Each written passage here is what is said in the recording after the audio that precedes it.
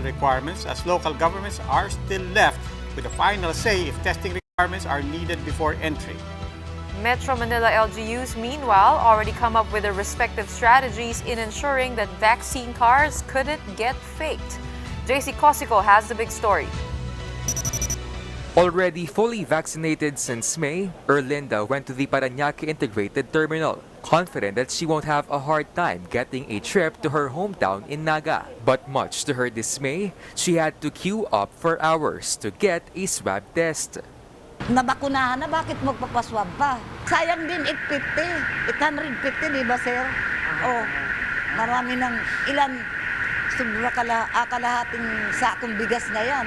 Just days after the IATF released Resolution 124-B, which allows vaccination cards as alternatives to testing requirements, the Health Department clarified local governments still have final say if testing is required before entry. Needless to say, this caused confusion. Ang sinasabi natin sa mga pasahero, mabuti na yung sundin muna nila yung mga testing na sinaad noon upang sigurado silang tatanggapin ng mga kinauukulang LGU. Bago na naman kami ng policy, so siguro right now we are at a point that we are confused. But yun nga po, we are left with no choice than to follow yung guidelines nila. The Health Department said it will iron out operational concerns first. One emerging concern are counterfeit vaccine cards. To prevent this, Manila City uses unique QR codes, which may be used to access vaccination data. Yan na po, lumabas na po yung data ko. First name, tapos middle name, cellphone number, birthday, and the address. Tapos yung data ng vaccination. Makati uses an extra security feature, special papers which displays the city's logo. Nakita na po namin na magiging issue talaga is yung syempre security of our vaccination cards. That's why nung sa simula pa lang po, nagkaroon na kami ng mga security features dito sa mga vaccination card namin. Mandaluyong, meanwhile, makes do with a vaccinee database. It also issues vaccination certificates. At yung vaccine certificate naman ay isang opisina lang ang may hawak, hindi po pwede rin mapeke at magaya at meron siya talagang seal na inilalagay. On the chiefs, DOH Secretary Francisco Duque said they're working with the Communications Department in developing a vaccination verification system. DICT will provide instant authentication or certification that a person has already been jabbed using the phone. You know, like what they do in America or in other countries. Telepono na lang naka-QR code, doon makikita mo jab, you know, with Pfizer, lot number. So, pamunta na tayo dyan. Duque notes, details of the 3.6 million vaccinated Filipinos have been encoded already. For News 5, JC Cosico, we are One News. To clarify several points on what exactly is the policy and the plan on travel requirements, we have with us on the line Health Undersecretary Leopoldo Vega. Yusek Vega, good evening and welcome to the big story. Good evening, Avi, and good evening to all. It's a pleasure to be with you all. Yes, Yusek, I mean, obviously the main concern right now are, travel documents, vaccination cards. We saw initiatives on the LGU level, different LGUs having different systems to ensure na hindi mapepeke at hindi magkakaroon ng counterfeit cards. But how do we ensure that on a national level when it seems like there is no database sharing, there is no, in the words of Secretary Duque, interoperability on the data being generated by the LGUs? Okay, you should understand that when the vaccination started way back in February, March, and April, most of the LGUs started to use their own QR codes and the vaccination cards. Even the vacuna centers of the hospitals were making use of IDs and even vaccination cards, which they would give to all of the vaccinees. However, there has to be a standardized form to this, and there has to be a main repository. And that's where DICT came in sometime in April, wherein they need to come up with a listing and a database for all the vaccinees in the vacuna center and in the hospital. And this is one way of really making sure that the vacuna card will be digitalized. So we will have a digital certification. But the problem is right now, there seems to be a long backlog in terms of encoding the number of vaccinations in the LGU and in the vacuna center towards the DICT Vaccination Information Management System, or the VIM. Because the VIMs actually will give you the digital certificate that you were actually vaccinated on a certain date and at a certain time. So this eventually, when I think by the end of July and August, when most of the LGUs will be able, and even the vacuna centers, the hospitals and the different vaccine centers would be able to encode and make sure that they are able to put in the necessary data in the VIMs of the DICT, then it would be easier for us or for the DICT to issue vaccine certificates or digital certificates so that a person traveling towards another country or intrazonal won't have any problem. So this will take time. Probably by August, I think, they will have a better repository of all vaccination cards in one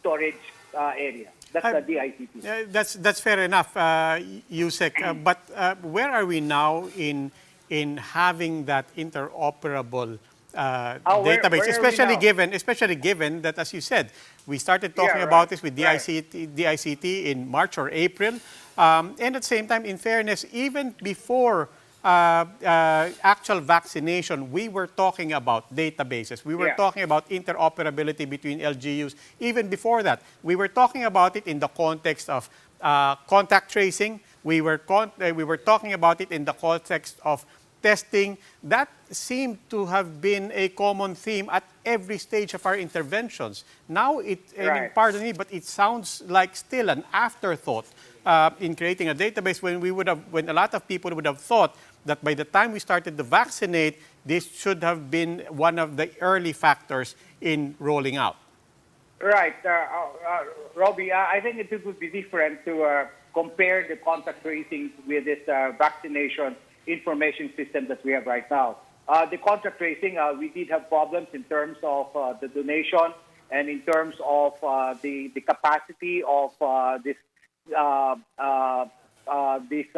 Stay Safe program to make sure that it is going to be integrated and operable in all the LGUs, because most of the LGUs were starting off with their own kind of monitoring devices, especially for contact tracing.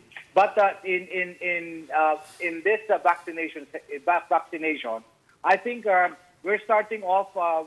We're kind of late in terms of the repository of all of the vaccination cards into one system. But I think the DICC is right now on the upper hand, and it's the lead agency to do this.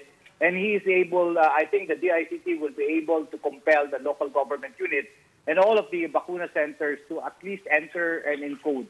Because if once this enters into the one system, into the DICT storage data or the VIM, then it's easier for us to get a notice whether you have been vaccinated through a digital certificate. Okay, maraming salamat po. DOH Undersecretary Leopoldo Vega. The DOH and the DICT are working on encoding the vaccination details of those who already received their COVID-19 shots. But how are they doing so far? Tonight's big number is 3.6 million. That's the number of vaccinated Filipinos encoded in DICT's database out of the 12 million that have supposedly already received a COVID-19 shot. Speaking with One News, the Chief's Health Secretary Francisco Duque says they will be able to encode at least 50% of the data, or more than 6 million, by July 15. They hope to process data in real time by end of July. These are the other big stories tonight. The remains of 6 soldiers killed in the Sulu plane crash have been sent off to their hometowns. 2 lawmakers are seeking godly wisdom ahead of the 2022 polls. Senators Lacson and Tito Soto were spotted in Bulacan for a consultative tour. And it's final, the Hanoi SEA Games will not be pushing through this year. But as for the Olympics, it's still a go. The flag bearers of the Philippine delegation have also been identified. These big stories after the break.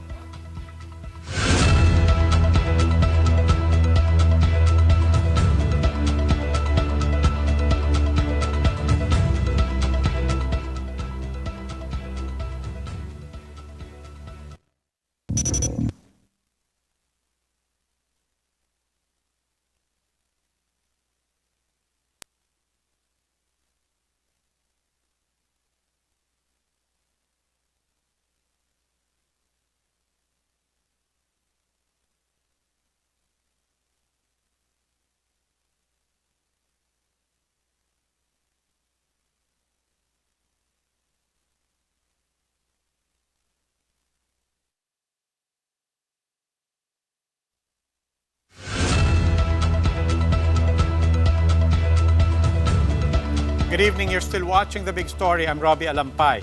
Families of fallen soldiers in the C-130 plane crash put on a brave face as they process the loss of their loved ones. Mobile journalist Jacob Lazaro gives us a front seat to their story.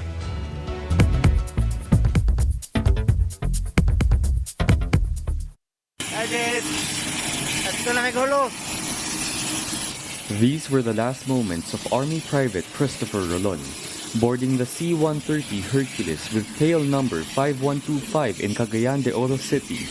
His family knew they would see him again. They just didn't expect that Christopher would come home in a body bag. Yun lang po masasabi namin sa kanya, kaming lahat dito. Mahal na mahal namin siya. Rolon initially survived the crash, suffering serious burns all over his body. He also tested positive for COVID-19, but Rolon was living on borrowed time. In less than 24 hours, he was already dead. As in masakit, pero hindi ko pinapakita sa kanya kasi ayaw niya yung taong nakasimangot o malungkot or umiyak ka kasi palagi po siyang nakaka-smile po. President Duterte awarded the first 7 identified soldiers with the Order of Lapu-Lapu. It was a sore point for the family that Rolon was not among them. Another casualty, Lieutenant Sheena Alexandria Tato. Her cousin Lester Sagindang described her as kind and supportive, whose only dream was to help the family. Saturday night, nakausap ko pa po siya. Sinabi ko, ate, na-interview na po ako sa bago kong trabaho, ganito. Tumatawa pa siya na, ay, talaga, natanggap ka, congratulations. Tapos, for now, the families try to take solace with the fact that their loved ones died in service of the country. In the meantime, the Armed Forces of the Philippines says it has no information yet on whether there was any malfunction with the ill-fated plane. I'm Jacob Lazaro and we are One News. Bodies of 6 soldiers who lost their lives in the Sulu plane crash have already been sent off to their hometowns. After a final military honor in Cagayan de Oro, their remains were sent to Agusan del Norte, Misamis Oriental, and Bukidnon. The AFP assured their bereaved families of assistance even after burial. As for the investigation on the incident, AFP spokesman Edgar Arevalo told One News the chiefs that they cannot conclude yet that it was caused by pilot error. He said it's better to wait for the plane's black box and flight data recorder. Sa SUBNAW, kung pakikinggan po natin yung mga cellphone video na nakita natin, sinasabi nilang mabilis, pero yun po from what's the perspective ng nakatingin. No, wala po tayo sa instrument.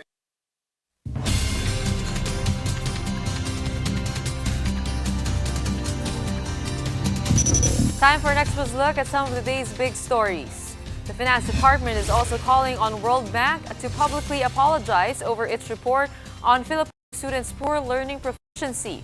The Education Department earlier made the demand as the multilateral report supposedly inflicted harm on the agency. Finance Secretary Carlos Dominguez said the lender supposedly lacked professionalism and should take down the report. Senate President Tito Soto and Senator Ping Lacson have made their consultative tour in Bulacan ahead of the 2022 elections. Soto and Lacson first stopped by Baraswain Church to seek God's guidance and wisdom before meeting with local officials. The two are considering running for higher office but have yet to make any official announcement. And veteran journalist and press freedom advocate Nonoy Espina has died after battling liver cancer. He was 59. Espina's family said he passed on peacefully at their home in Bacolod. He was the former chairman of the National Union of Journalists in the Philippines, a former editor of news sites Interacción and Inquirer.net, as well as a recipient of Gawad Marcelo H. Del Pilar of the College Editors Guild of the Philippines.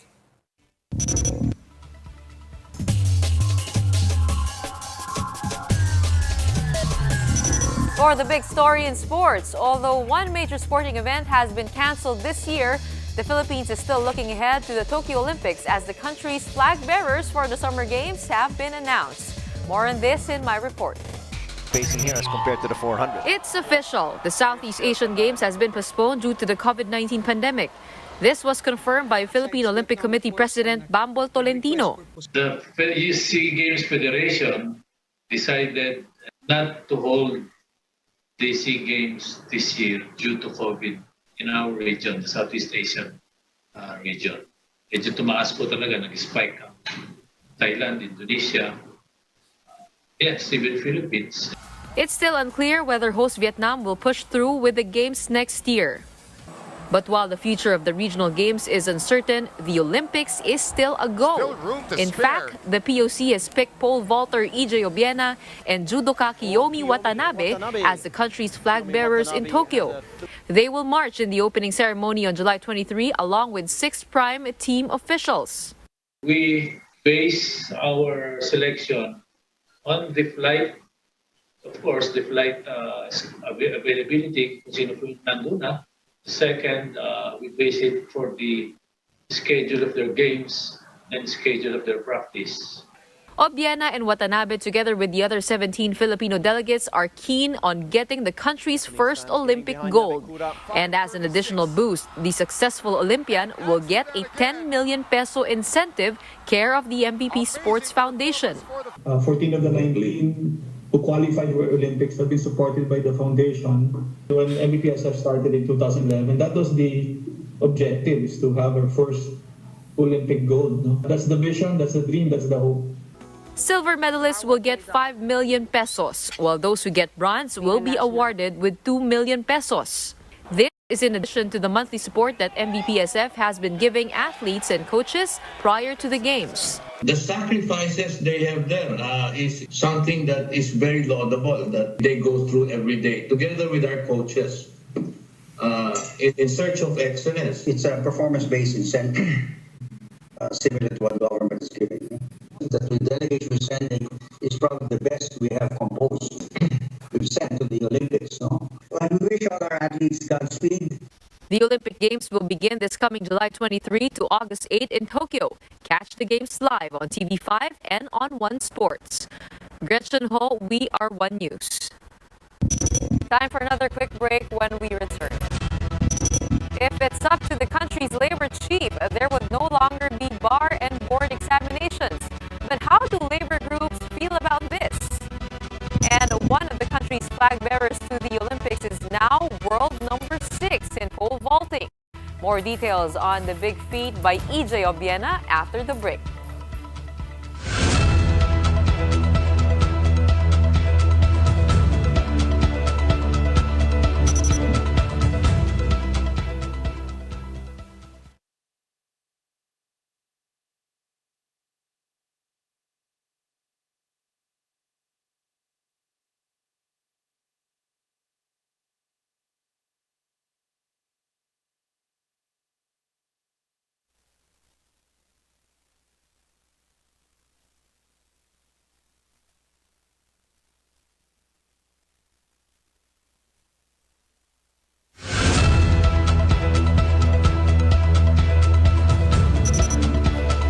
Good evening, you're still watching The Big Story. I'm Robbie Alampay. Labor Secretary Silvestre Bello wants licensure exams abolished to boost the country's workforce, especially in the health sector. But will his proposal do more good or more harm? Marian Enriquez with this report. The nurses' licensure examination finally pushed through this weekend after its original May schedule was postponed due to the pandemic. Kier, one of the examinees, is excited to work as a frontliner. Ngayon, kailangan talaga ng Pilipinas sa mga nurses kasi talagang ubos na yung mga frontliner natin ngayon. But is there really a need for board and bar exams for professionals? For Labor Secretary Sylvester Bello III, such exams should be scrapped. Bakit pa kailangan ng board exam? Ilang exams ang dinaanan nila sa nursing. Puro na lang exam. So why? Hindi sila they do not trust the school where these nurses came from. The labor chief said doing away with these exams can increase the quota for annual deployment of Filipino health workers abroad. Sinabi ko pa nga kay Chairman Milando, sabi ko dapat walang bumagsak. Kasi 9,000 ang kukuha ng exams ng mga nurses. Aside from health workers, Bello also believes that board exams for dentists, engineers, and even bar exams for aspiring lawyers should be ditched. Total yung estudyante, may 4 years pre-law, 4 years proper. Dadaan ka sa rigorous scrutiny. Nakita mo naman yung mga nagtatap sa bar, hindi naman sila kasing galing pagdating sa practice. Filipino Nurses United, however, rejected Bello's suggestion, saying that competent nurses are needed more than ever. Based on PRC data, the group said passing rate from 2010 to 2019 is at 41.5%. Sa health professionals like nurses, very critical na walang dapat room para sa pagkakamali. Kasi we are dealing with health and lives of patients and communities. Even Supreme Court Chief Justice Alexander Hesmundo disagreed with Bello. Of law, I think we should maintain the bar examinations so that we can sift those who are competent considering the nature of the legal profession. Senator Joel Villanueva, who chairs the Senate Committee on Labor and Employment, also asserts that professional licensure exams should remain. For News 5, Marian Enriquez, we are One News.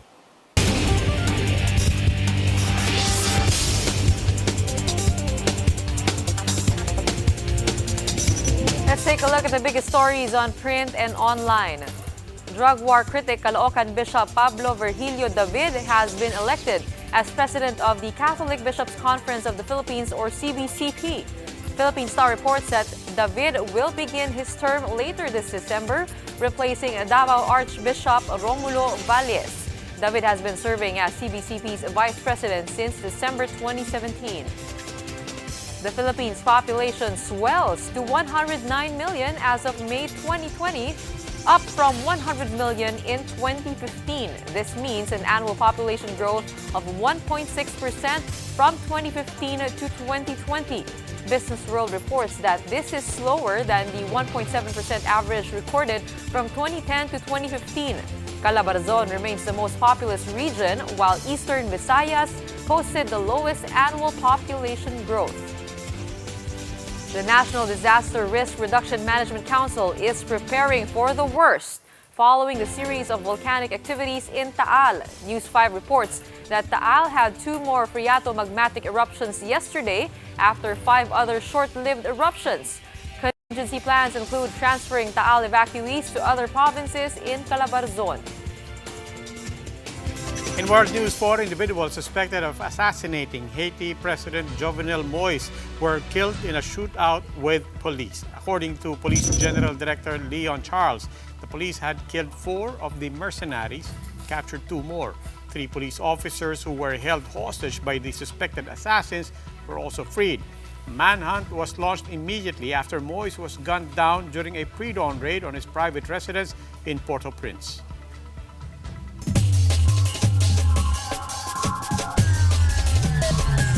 Another big story in sports. Pole vaulter EJ Obiena has risen to number 6 in the world rankings in pole vault ahead of the Tokyo Olympics.